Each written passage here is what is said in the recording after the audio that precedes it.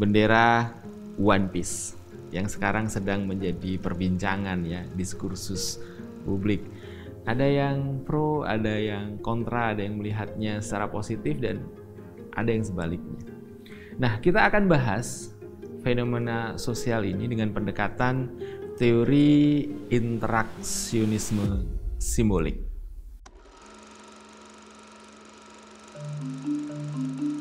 Sebuah teori yang diperkenalkan oleh Herbert Mead dan Herbert Blumer.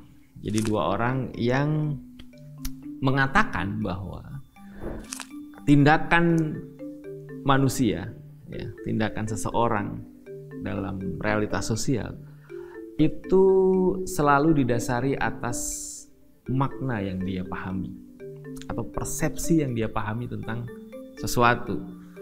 Nah, jadi kalau kita lihat manusia itu bergerak, bertindak, berbicara, berinteraksi itu berdasarkan makna yang dia pahami dan pemaknaan yang ingin didapatkan. Misalnya saya hari ini pakai jas nih ya, jas. Kemarin pakai baju yang warna merah itu. Anggapan saya pemaknaan atas baju warna merah itu ya, saya anggap biasa aja lah di ruang yang seperti ini. Tapi kemudian setelah itu menjadi sebuah video, nah ada masukan-masukan dari teman-teman bahwa kayaknya kurang formal ya kalau pakai baju seperti itu. Akhirnya malam ini atau hari ini saya pakai jas dan ini katanya terkesan lebih formal.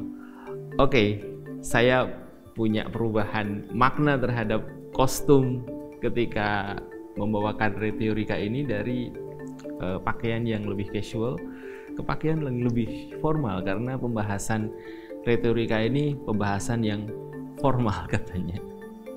Nah, manusia seperti itu. Jadi dia punya pemaknaan terhadap sesuatu, kemudian pemaknaan ini dibawa ke dalam realitas sosial dan respon atas apa yang dia pahami itu akan membentuk pemaknaan yang baru, dan itulah yang disebut sebagai interaksionisme simbolik, dan itu akan kita jadikan sebagai pisau analisa atau cara mendekati diskursus atau perdebatan tentang bendera One Piece yang hari ini menjadi perdebatan.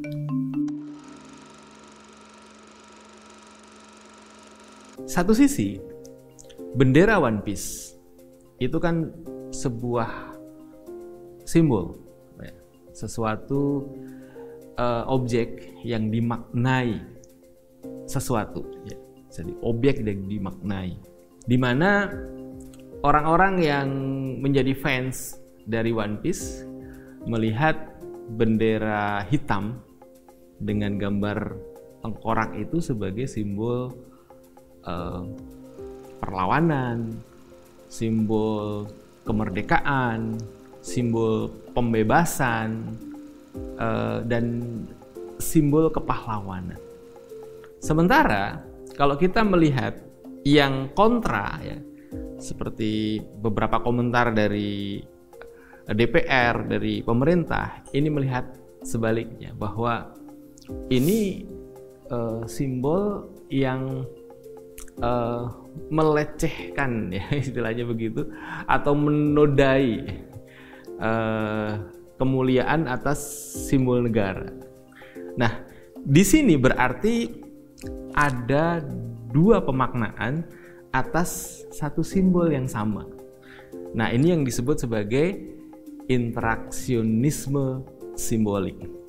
Nah, kalau dalam teori interaksionisme simbolik itu ada 3 tahap biasanya. Pertama, bahwa seseorang itu memiliki pemaknaan atas sesuatu, sehingga dari sesuatu yang dimaknai ini dia melakukan tindakan, dia melakukan aktivitas, dia menilai sesuatu, itu berdasarkan pemaknaan yang dia punya. Nah, pemaknaan ini yang kedua nih ya, dari teori interaksionisme simbolik, pemaknaan ini dihasilkan lewat interaksi sosial, lewat ngobrol, lewat diskusi, lewat media yang dia baca, buku yang dia pelajari, atau film yang dia tonton. Itu akan membentuk makna atau persepsi terhadap simbol tersebut. Nah, yang ketiga adalah bahwa simbol atau pemaknaan atas simbol tadi itu dinamis. Orang akan berubah dari waktu ke waktu. Bisa jadi ya tetap, bisa jadi mengalami negosiasi pemaknaan. Seperti halnya simbol tengkorak ya yang ada dalam bendera One Piece. Tengkorak mungkin kalau kita lihat ya dari berbagai sudut pandang, misalnya benderanya saja itu adalah bendera bajak laut ya. Bajak laut dulu waktu saya kecil itu melihatnya itu sebagai komplotan pemberontak, orang yang jahat, orang yang merompak hak-hak orang lain. Tapi anehnya makna itu kemudian hari ini itu di sebagian orang itu mengalami perubahan.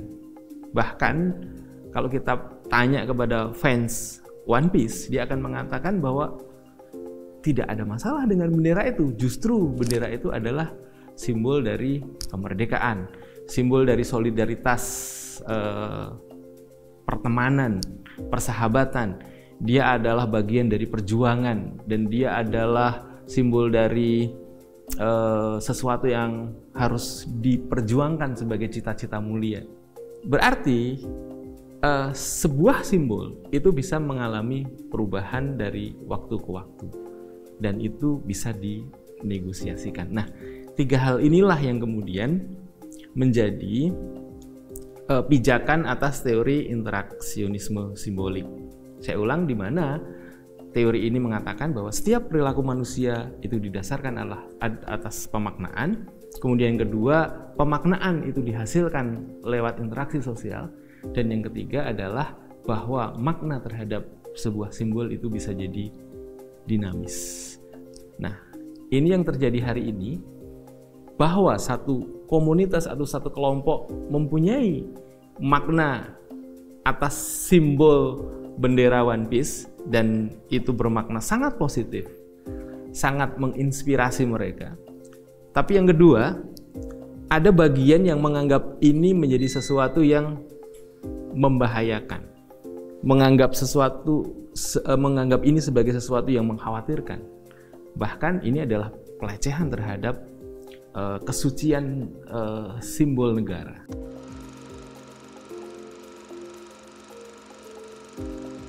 Kalau kita merujuk pada teori interaksionisme simbolik, maka perlu ada dialog, perlu ada saling pengertian bagaimana satu pihak memaknai pihak yang lain. Misalnya negara atau pemerintah itu perlu melihat bahwa fenomena bendera One Piece ini bukan sekedar sesuatu yang hanya berwujud bendera hitam yang berlogo atau bergambar tengkorak yang itu berarti simbol bahaya. Tapi bisa jadi ini adalah sebuah pesan, sebuah makna yang ingin disampaikan oleh orang-orang yang membawa simbol ini, bahwa telah terjadi misalnya ketidakadilan, terjadi ketidakpuasan, atau hak-hak mereka dicederai, hak mereka diambil. Dengan kondisi ini, pemerintah seharusnya melihat bahwa rakyatku sedang ada di posisi ini nih. Ini pesan mereka terhadap aku dan aku harus mengatasi masalah-masalah mereka. Dan hal ini itu bisa ditempuh lewat jalan tadi, dialog satu pihak dengan pihak yang lain. Nah, ini kalau kita bicara bendera hitam One Piece yang sekarang ini menjadi perbincangan hangat di tengah-tengah kita. Karena kalau kita lihat ya dalam kehidupan kita hari ini, kita itu nggak hidup sendiri. dan kita tidak juga hidup hari ini saja gitu. Sehingga apapun yang kita laksanakan ya, dengan persepsi kita itu harus dikonfirmasi dengan persepsi orang lain terhadap kita. Nah, itu kira-kira cara berpikir ketika kita menggunakan analisis teoritik interaksionisme simbolik, di mana kehidupan sekitar kita, di mana di sana bertarung antar makna, kita perlu mendialogkan, dan dari situlah kita mendapatkan sesuatu yang terbaik atas dialog itu. Bisa jadi sepakat untuk tidak sepakat, atau bisa jadi sepakat untuk sesuatu yang dianggap benar oleh kedua belah pihak. Pengembangan dari teori interaksionisme simbolik ini dikemukakan oleh Hardin Cooley. Dia mengatakan bahwa manusia itu ketika dia berbuat, dia melakukan looking glass self, atau dia bercermin di depan dirinya. Jadi ketika seseorang itu ingin melakukan sesuatu, itu ada 3 tahap biasanya. Dia akan mengkonfirmasi kepada dirinya apa yang tepat buat dirinya atas tindakannya. Kemudian dia mulai untuk berpikir kira-kira orang lain akan menilai apa terhadap tindakannya itu.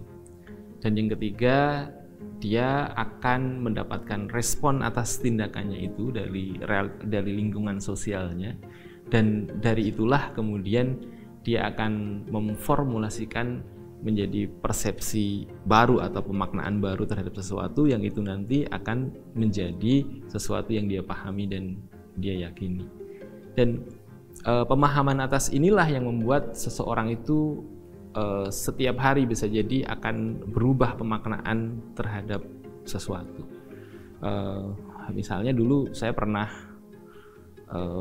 di challenge oleh Mas Fuad untuk stand up comedy. Ini satu dunia yang menurut saya baru banget ya, stand up comedy. Pada saat itu saya menganggap diri saya apa bisa ya, karena saya orangnya serius, orangnya formal begitu. Nah, itu penilaian saya pertama kali. Kemudian yang tahap keduanya, saya membayangkan dengan pembawaan yang kayak gini apakah bisa ya gitu. Tapi kemudian dicoba waktu itu di Usmar Ismail, dan setelah dicoba ternyata responnya sih positif gitu ya. Ada beberapa hal yang pecah di situ. Nah, pada akhirnya saya kemudian menyimpulkan, oh aku bisa juga ya melakukan ini. Dan keyakinan ini kemudian membuat saya menjadi lebih pede untuk bicara di depan umum dengan setup punchline gitu. Tapi kemudian kemarin di Solo itu kejadiannya adalah saya menggunakan pola yang sama. Saya meyakini bahwa saya kayaknya bisa deh untuk membawakan ini dengan setup punchline kemudian pecah. Tapi ternyata itu nggak terjadi. Jadi dari situ saya mulai berpikir bahwa oh ternyata tidak semua tempat itu bisa dibawakan dengan pola yang sama. Artinya kemudian lewat pendekatan Hardin Cooley tadi yang mengatakan bahwa kita itu seperti merefleksikan diri kita di depan cermin, maka segala sesuatu yang kita prediksi akan menghasilkan sesuatu, kadang-kadang di realitasnya akan menghasilkan sesuatu yang berbeda, dan itu menjadi keyakinan baru yang kemudian kita akan lebih bisa memilih mana kira-kira yang bisa kita lakukan.